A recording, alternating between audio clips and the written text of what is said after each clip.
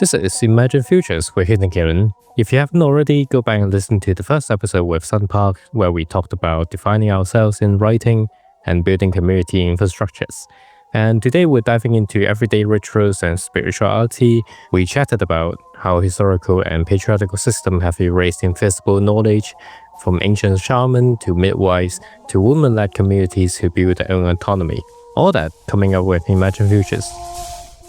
Because we're saying midwives and witches, they are so connected in back in the days, and they are that's why it's like that's why they got erased. I think it's also this erasure of women's role in how people are organized and how in that dynamic of power they have over household and how much power they have over the children. And it's also I guess like I also again blame kind of Christian or Catholic tradition of how this like family ideal is being like pushing the people like community away, basically pushing all this practice away to kind of like almost isolatable ideas and communities and to a kind of atomizing. Yeah, and that happened in like Korean society. So when before modernization, shamans, they were like the lowest caste. They were like actually shown as artists. They were healer. They're this like medium, but they're on the like lowest caste where they're basically like the Eastern witches, and when something happens, they'll go to them to ask for help, and especially Korea, like Korea has particularly this neo-Confucianism that came from Confucianism, which made Korean society very, very patriarchal and conservative. This is like people don't know because now Korean culture but very progressive, like interesting, and like I'm just like telling people all this like K-dramas, it's written by women, it's women's fantasy, like there's no men like that. Like it's projection, it's not like the depiction of the society. So Would you say it's still like that right now?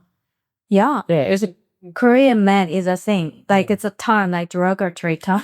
There is this movement called free R, something like that.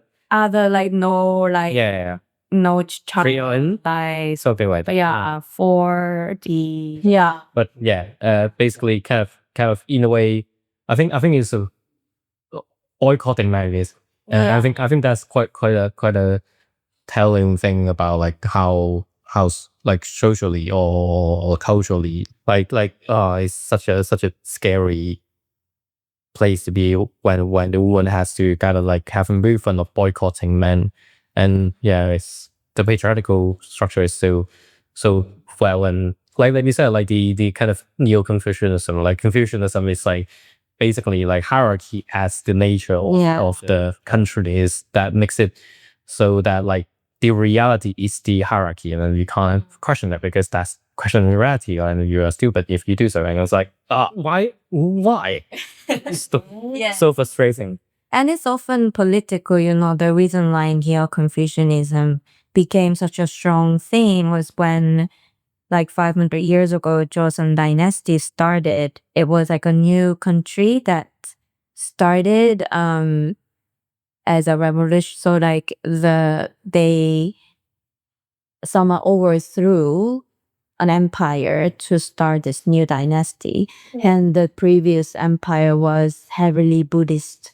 So in order to kind of establish this new power, they had to bring in another religion, another ideology. This was Confucianism, and that's why. I mean, when I go to Hong Kong or like China or like Taiwan, it's so interesting to see there's so many temples in like next door. But in Korea, temples are like in the mountain. it's like really like not the easiest place to go, because in that new dynasty, because Buddhism was like a bit suppressed, the temples had to be like, in a place that's not so a hidden temple. Yeah, they're like hidden, like, so we don't have like this, like a lot of temples you can see like just in the center of the city. And I wouldn't have realized this if I hadn't gone to these other countries and see how close temples are. Yes, basically next door, like every place of license, sort of like very convenient. Yeah. Hey, if you want to pray, you got it. Yeah, that's good. Because I remember you told me how you are interested in Seven Sisters, and I think the story about Seven Sisters is quite similar to the boycotting men in area, right? Like they choose death rather than getting married. Exactly. So this is basically Mooney Perry, my friend who started AFSAR, her research, and the film that she's showing at chat is called The Oracle, and it's about 7 sisters. Yes. And I was on that film trip. Yeah. So yeah, she was interested in 7 sisters. So naturally then I was learning about 7 sisters, because she was kind of finding the connection between 7 sisters and Caigu. So the vegetable ladies, and Comb Sisters. Right. Yes. Yeah. So I think there are different these female communities in Hong Kong and China, where women who didn't want to get married would create their own female community. So he. Yeah. So Caigu is like they're vegetarian, like they eat vegetarian food, and like and I'm like this close to like sorry, like 尼姑. Yeah. But that's Buddhist though. Oh, I was noting what's andthe, which is basically a form of Yes, so him. servant. Do they have a very, very long hair braid? yeah, Do they? Well, Oh. probably. And I think Comb Sisters, they braided and like put it up so that, is it? yeah, they didn't. So Comb Sisters, I think, probably different from Caigu. And Comb Sisters is in China, they would, you only can have your hair up after you get married. Yes. But they would just like do it themselves. Yeah. That's so empowering. Yeah. Exactly. Yeah. Yeah. Unavailable. Yeah. Exactly. Great. Yes. Hi, future editor Jeffrey here. There is a lot of terms we covered but didn't go too much into the details, so I thought I would jump in to give them a little bit more background information. Apologize for mansplaining this woman's practice. Caigu or Caigu or Caigu in Cantonese is one that Sun Park is mentioning. They are women that runs a vegetarian hall, vegetarian shops, usually devoted religious people, but not fully religious practitioners. They tend to be originated from Fujian, Fukien, also fairly common in Taiwan as well.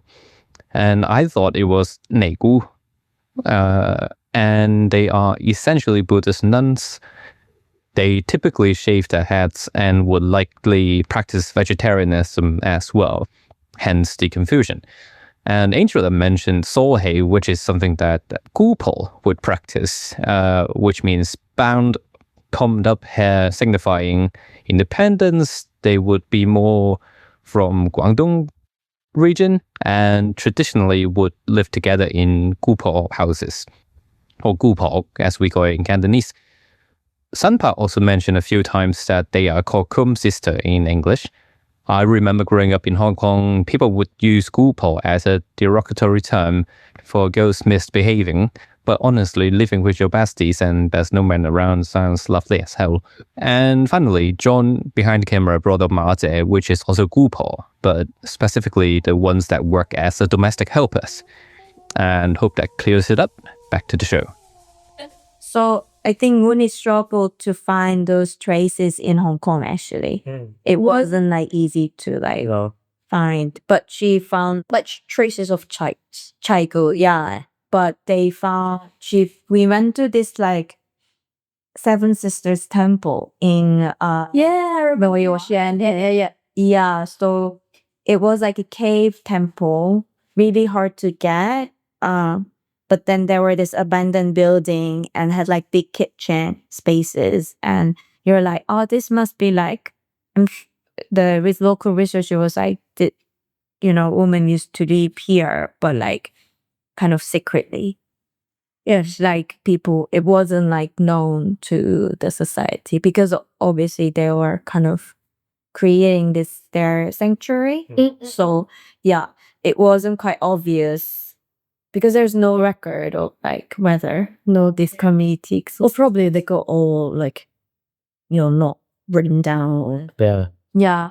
But we went to Shunde in South China, where they have this so these Comb Sisters, they built like buildings to live together. Like a community, communal living.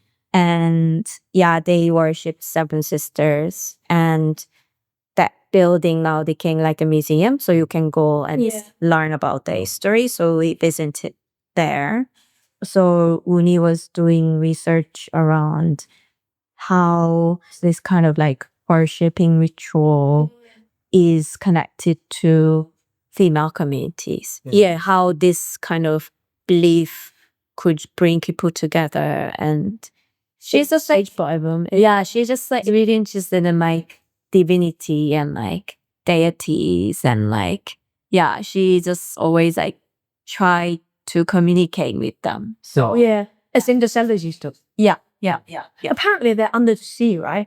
Like Like they have a government like buried. Are they still there? Are they still in the sea, or is it probably language? Isn't that like different sisters have different story? Yeah. So the seventh is like the weaver. Oh yeah, I see. Yeah. Because I did a little bit research about it yesterday. But I don't know deeply like Wooney. Like Wooney did like proper like deep like research in that. But I always kind of do very superficial research. But we went to like over 40 temples. Yes, I remember you saying. Yeah. You're insane. Well, I mean, if they're of license so close, you can just go to 40. Exactly. So Mooney is part of your collective. So Mooney and a few other people started this collective. It's AFSAR. Yeah. And that was 2021, I think, because they really wanted to create a community because they were in Berlin and it was really difficult for them to find like-minded kind of Asian or diaspora artists to connect and study together. So Mooney said she did a lot of research into how collectives operate and then started this. But Mooney also doesn't say she's like founder or like this person's founder because that's like the last thing I think she wants to do. And I started studying with them in 2023. The 2022. And basically we try not to put like one face on this collective to represent One says RS or like certain names. Try to, because Mooney recently started describing AFSAR as a public park. Because I think, in one of other study, AFSAR members thought about it and Mooney really liked that idea. It's a public park. Like anybody can come in, they can go. Like a lot of kind of core members would come in and out. They will be quite active for like this time period. Then they will like disappear doing other things. But that doesn't mean that they're not part of it anymore. They're still part of it. You can just come in and out as you wish. But my kind of also admin mind was telling Mooney, hey, Wuni is a public park, but like in a public park, somebody's emptying the trash and somebody, someone needs to do the work. But at the moment, it's like we have enough people to like take up different roles, and it's like a knowledge community that I think people who want to just really study together, they will just come to this space, open their own study or move. And kind of very, I always say it's like bunch of introvert nerds studying together. It's insane, like all the links and stuff and photos that you guys share. Yeah. But this description is like just from me, and like public park description. Public park description is Mooney's one. And how I talk about AFSAR is like very like Sun's version. And if you ask other members, they might tell you a completely different story, but that's all true. Yes. Yeah. I think that's the beauty about it, no? I think that's the collective.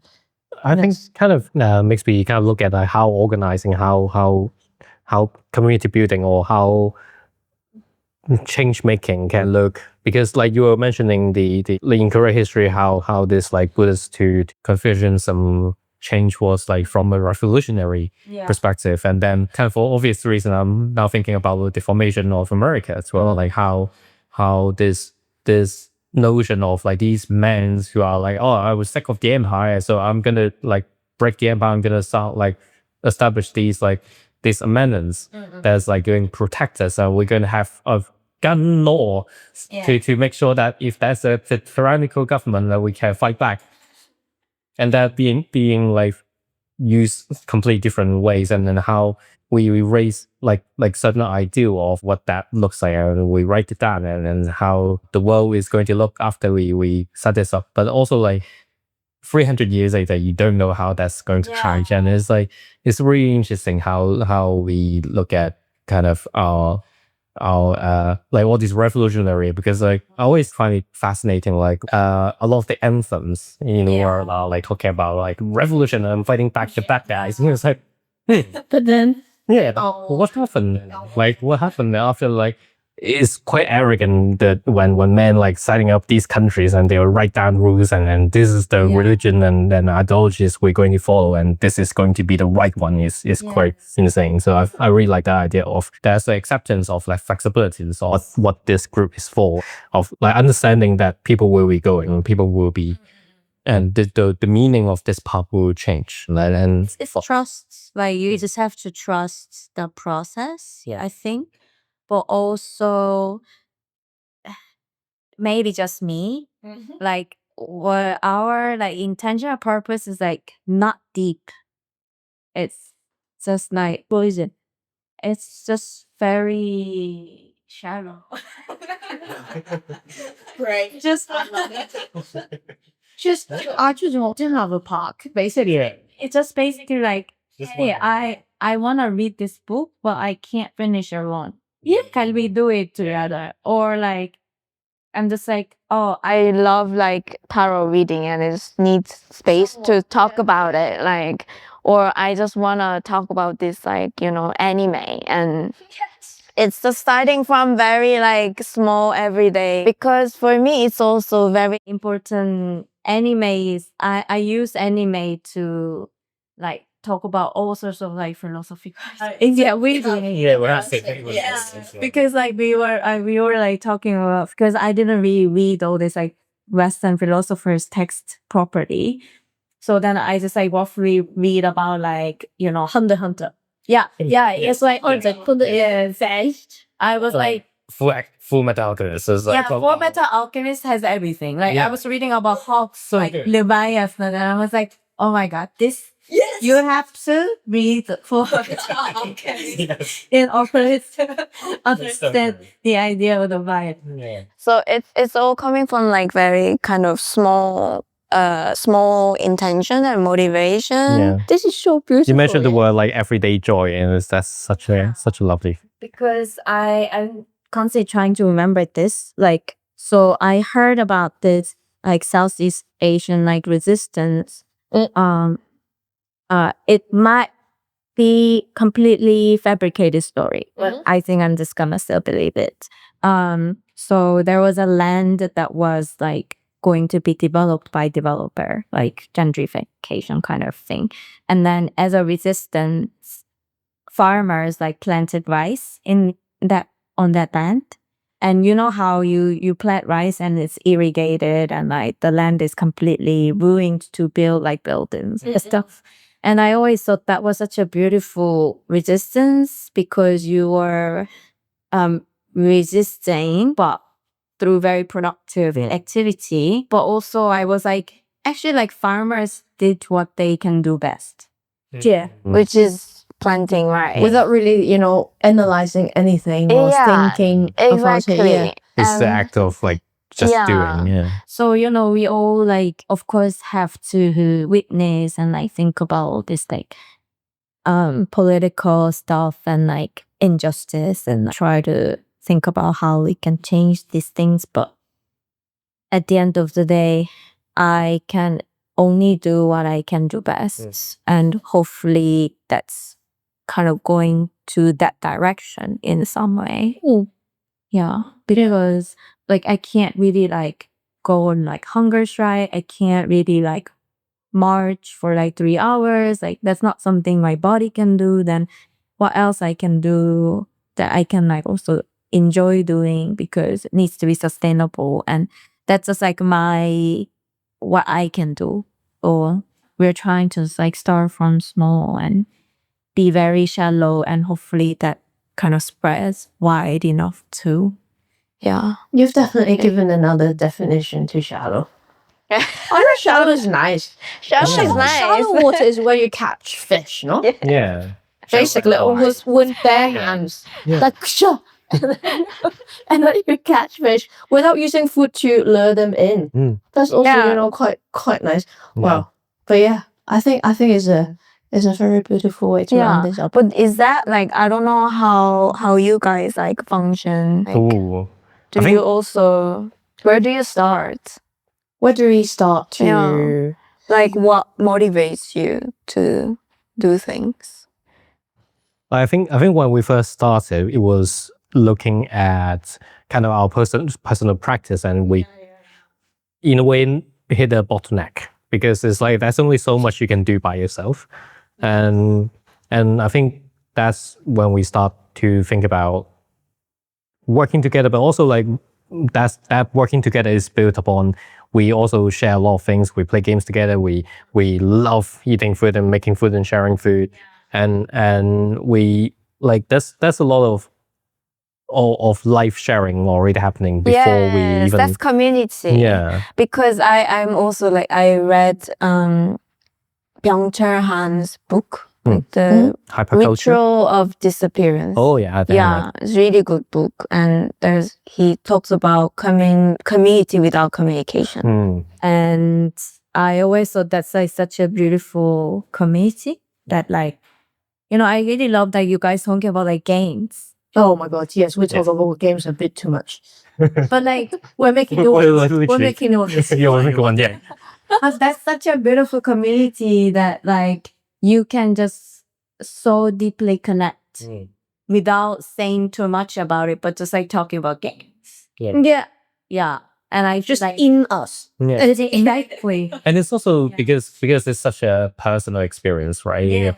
With something that is like we get to experience it ourselves, and we get to meet in the middle of like this is how we experience it. Yeah. And this is what we experience. This is how I build my character, and this is how you build a character. Yeah. And in a way, it's also kind of like how it kind of circle back to making our work as well. Like we get to have very different background of practice over the years, and this is where we come to. But at least like now that we are connecting over like how we look at things, how we work, it's like it's that synergy of differences, I suppose. Exactly. And now, when you talk about, for example, your own practice, like the connection that you built through this, very candid conversation kind of builds groundwork to have much more difficult conversation, or like, you already get very good connection to talking about like your practice or like very personal thing without having to explain everything about how you feel. Yeah.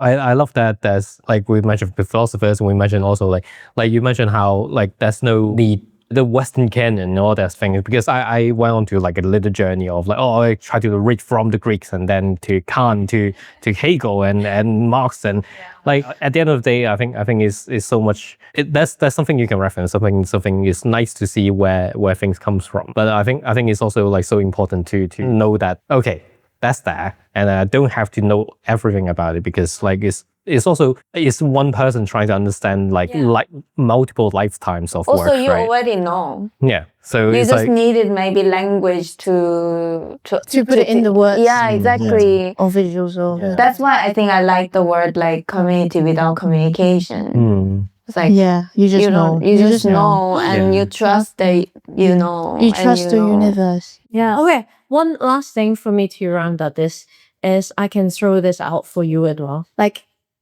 I guess we all like believe in fate, right? Yeah.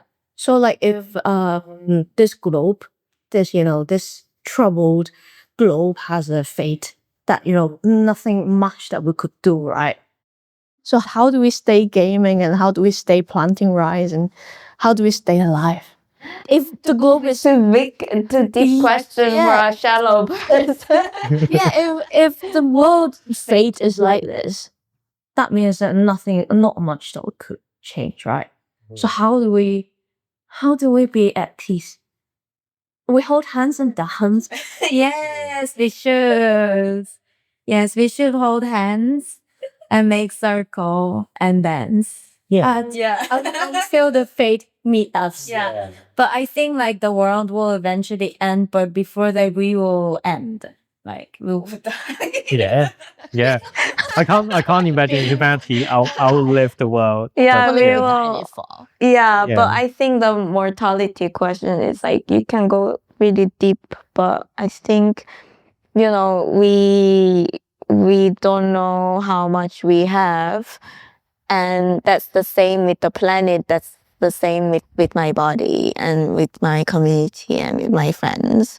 So all I can do is just to be in the moment and just think about what anime to watch tomorrow. Yes. And what tomorrow and today. And just like looking forward to the new season of new anime that's releasing, next month. And, hopefully we will stay kind of excited until the very Makes you almost a bit emotional. Yeah, of course. Yeah. I think that you have like children. That's when people will think about like climate crisis and like the end of the planet, because you're like, oh my god, this is their future. Yeah, I'm responsible for the next generation. For sure. Yeah. So, but that's their problem. We try our best. Well, that's what I say That's to Remy their all the time. Like, problem. we try our You best. try, yeah. And we just do our best. That's I think the best thing a parent can do. Yeah. No. Okay, too. But yes, okay. I think Yeah. it's good. Thank you so much. That's good. Thank you so much. Yeah. Thank you. Yeah, bye. Thanks for listening to this episode of Imagine Futures. If you like the show, click the like and subscribe button, and maybe leave a review on whatever platforms you're listening on. It will help us reach more people. Do share this with your friends, your collaborators. For everything else that Hidden Heron does, whether it's our scene and our projects, you can find us on Instagram at Hidden Heron or on our website at hiddenheron.art. And I hope to catch you in the next one, and take care. This podcast episode is made possible through the Albany's Artists of Change program.